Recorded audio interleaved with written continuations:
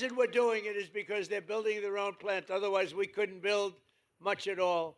And so I just want you to know, as you see these massive plants, they're building their own power plant. They're becoming essentially their own utility. We're expanding the dream of home ownership to millions of Americans. And after I directed the purchase of $200 billion in mortgage bonds, that's $200 billion in mortgage bonds. Mortgage rates just fell substantially lower than 6% for the first time in 5 years. The annual cost of a typical new mortgage is now down almost $5,000 in 1 year. Think of that. And I have a lousy guy in the Fed. Terrible. Jerome, too late. You know what? He's too late. You know why we call him too late? He's too late in reducing mortgage interest rates or interest rate. He's not doing too good. But fortunately, he's going to be out of there soon. But even despite him, you know, did you ever hear you got a little wall, an obstacle, you power through, we power through the wall. He's a wall that we just power through. In the past 12 months, we've helped over 50,000 first-time homebuyers in Texas get the house of their dreams, and we've really created the American dream. By the way, our country right now, this is the golden age of America. We're in the golden age. This is the beginning. This is the beginning of the golden age. You're going to be reading about this in 100 years. We are in the golden age of America. We got to keep it going. Got to win the midterms. We got to keep it going. Last month, I signed an executive order to ban large Wall Street investment firms from buying large numbers of family homes, single-family homes. No, you'd have these firms go out and buy 2,000 houses. We don't want it. We want you to buy the houses, not them. We're also fighting to pass the Save America Act, my all-time favorite. It's my all-time favorite, the Save America Act. We got it, John. You hear that, Ted? You're unstoppable because, you know, they cheat like hell in elections, in case you haven't noticed. They cheated in the third election. Second election was ridiculous. We got them. We caught them. It's all coming out. Coming out daily. It's coming out. They cheated like dogs. That guy couldn't win. But to stop illegal aliens and other unpermitted persons, see, that's a politically correct, unpermitted persons, rather than illegal aliens. They'd rather have us use unpermitted persons. The first time I've ever heard that word, those words. I don't sort of like them, unpermitted persons. Is that the new phrase we're using? The governor says no. Good, thank you. No, Ted, right? Unpermitted. He's an unpermitted person. He's killed 19 people. We're not permitting him in from voting in our sacred American elections. We don't want people that aren't citizens of our country voting. We don't want people that aren't studied, and we don't want people that can't love our country voting in our elections. So it's very simple. All voters must show this is the Save America Act. Now think of it. I watched Schumer the other day. We will stop the Save America Act. I said, no, we're talking about saving America. It's a really hard thing. It was like MAGA. Biden, remember Biden? He made those speeches. We will stop MAGA. Then he falls off the stage. We will stop MAGA. We must stop MAGA. He had no idea what. And I said, no. MAGA is Make America Great Again. You don't want to stop it. You don't want to stop MAGA. And this may be even better. The Save America Act. I watched Schumer today. We're going to stop the Save America Act. You know what it is? Basically voter ID, etc. But what's wrong with that? So they came up with all different theories about why anybody shouldn't. You have voter ID for everything. No matter where you go, it's ID. You have an identification for everything, except for one of the most sacred things you can be doing is voting. And the reason they don't want voter ID is because they want to cheat. Because the only way they can get elected is to cheat. Because their policies are no good. They do stick together. You saw that the other night. They wouldn't stand up and clap for anyone, for anybody. We could introduce, ladies and gentlemen, I'd like to introduce you to the late, great Amelia Earhart. Here she is. They would not clap. They wouldn't clap for anybody. There was nothing I can think of where they would clap. They're sick people. So they don't want All votes must show voter ID. All voters must show three simple things: proof of citizenship in order to vote, voter ID, proof of citizenship, and then third, and I'm telling you, it's the most important, no mail-in ballots except for illness, disability, military, or travel. And if I had my choice, I think I'd take that one. You want to know the truth? There's more cheating with mail-in ballots. They drop them in the river. See this beautiful port?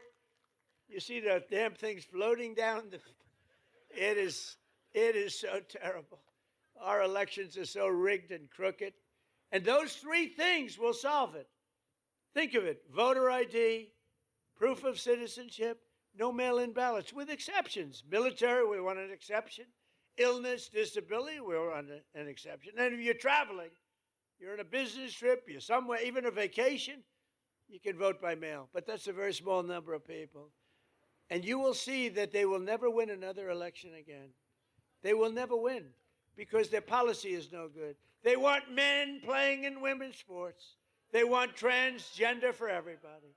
They want open borders so that the world's criminals can pour into our country, which, have we done a good job? I'll tell you what, ICE has done such a great job. And Border Patrol. You know that for the last it's hard to believe, you remember the problems 2 years ago, you people, everybody was going crazy. People were pouring into our country by the millions. In the last 9 months, and this is done by radicals, radical lefts. In the last 9 months, 0 people came into our country through your southern border illegal. And remember when Biden said, well, for that, we need legislation. I said, no, you need a new president. And I was right. I didn't get legislation. I said to Paul Perez, close your border, Paul. Close it. Where's Paul? Is he here? Where the hell is Paul? He's the greatest. That guy is great. I'd have him come up and speak, but he's such a good speaker that I don't like that. I only want to follow terrible, terrible speakers. That way they say, Trump is a brilliant speaker. We got big ratings the other night, by the way, big, like record ratings. Everything was clicking. You want to come up, Paul? Come on up, Paul. Show off to your family. He's got a beautiful family. What a beautiful family. Now watch, I'll put pressure on him. Don't blow it, Paul. This is your one opportunity. This is a big crowd, Paul. Don't get nervous. No, Paul is just incredible. And he rates Trump the single greatest president in history. That's why I have him. He says he's the GOAT. The GOAT. No, we've had a couple good. We haven't had too many, actually. Come on up, Paul.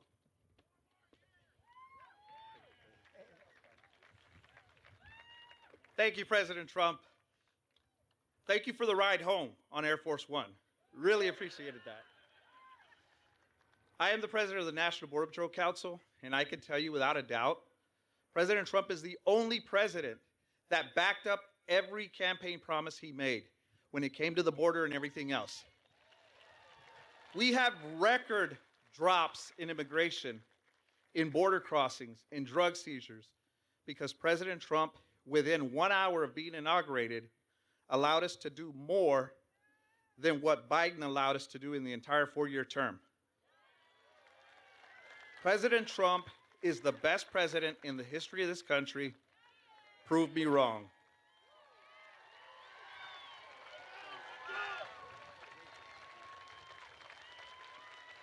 He does a great job. He does a great job, the whole group, ICE, Border Patrol, law enforcement. By the way, our great firemen, how about that? You know, one of the things, and we can just talk today, we're together.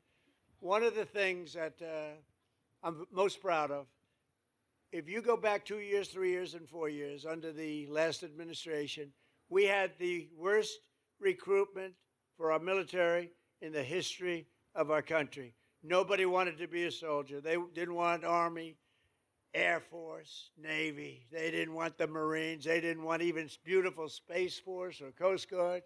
They didn't want to be in the police. They didn't want to be in the fire departments. They didn't want to be anywhere. They didn't want anything with a uniform because it represented our country. Since then, and it started really with November 5th, which was the election, but since November 5th, we have the highest record of recruitment in the history of our country. Think of that. And that includes ICE and Border Patrol. And I want to thank Paul because that group of people does a great job. Think of it. I guess it's 9 months now, registered zero. Now, I don't even believe it could possibly be that low because millions of people, but it's pretty close to zero. And they say it's zero. If they say it's zero, it has to be. They're Democrats that do it, so they're not going to give me any benefits. Just over 1 year ago, we inherited a total disaster. 4 years now, think of it. 4 years, we had ruinous inflation, economic surrender. We surrendered to the whole world. A border invasion, rampant crime and chaos. All over the world, they laughed at us. But today, we have ended that disaster and achieved a turnaround for the ages. Nobody's ever seen it like this. Nobody has ever seen a one-year turnaround like we had. Think of it. We were a laughingstock 1.5 years ago, and now we're hot. We're hot.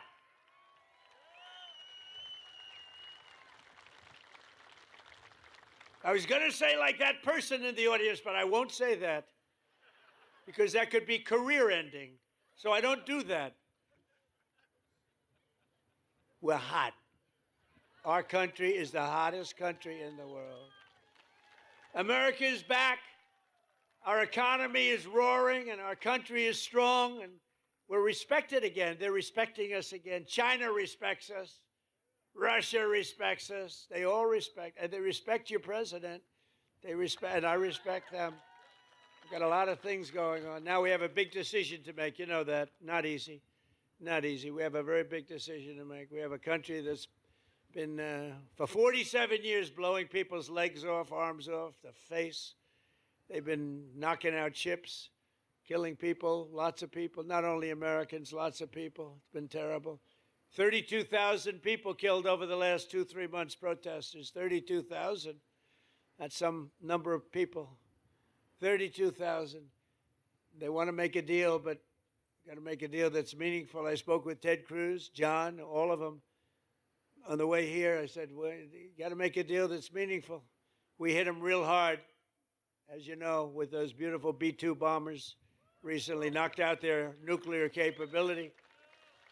But I'd rather do it the peaceful way, but they're very difficult people. I want to tell you that. They're very dangerous people, very difficult people. With the help of proud Texans like you and people we have today, and I want to just thank you because it is true. We have had voting in Texas. They say, sir, you don't have to go to Texas. You're leading by a lot. I said, I want to go to Texas. You know? I want to go to Texas. I love Texas. I love Texas. It just represents something special. It's success. It's great, incredible people. But they said, see, you don't have to go there. I'm telling you, sir. You're wasting your time, sir. You don't need it. I said, I'm going to Texas. I don't give a damn if I'm wasting it. But we're going to keep on working, and we'll keep on fighting. Texas will keep on drilling. Corpus Christi will keep on shipping. And the United States of America will keep on winning, winning, winning like we've never won before. And together we will make our country richer and stronger and safer and prouder and freer and greater than ever before. And I just want to tell everybody here, I appreciate everything you've done for me, and I've done a lot for you too. But I love you all very much, and thank you, Corpus Christi. Thank you very much. Thank you, Texas.